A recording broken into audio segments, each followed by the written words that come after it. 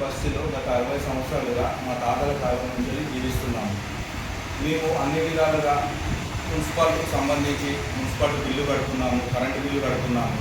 అలాగే మా ఇంటి ముందట మాకు కొంచెం స్థలం ఉంది, చిన్న స్థలం ఉంది. ఆ స్థలాన్ని మేము ఒక 60 సంవత్సరాల నుంచి కాపాడుకుంటూ వస్తున్నాము. ఆ స్థలంలో కంచె వేసి కూరగాయలు పండించుకుంటున్నాము.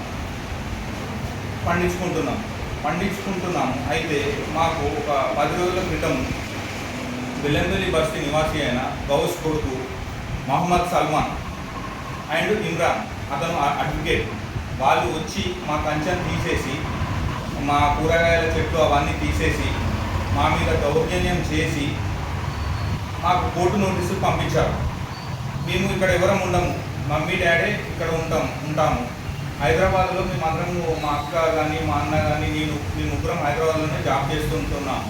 ఇప్పుడు మా అందరి మీద నోటీసులు పంపించి మమ్మల్ని భయభ్రాంతులకు గురి చేసి మున్సిపాలిటీని తప్పుదో పట్టించి, కరెంటు బిల్లు వాళ్ళని తప్పుదో పట్టించి, అందరినీ పట్టించి మమ్మల్ని భయభ్రాంతులకు లోన్ చేస్తూ మానసికంగా మమ్మల్ని మా మానసిక దానికి గురి చేస్తారు.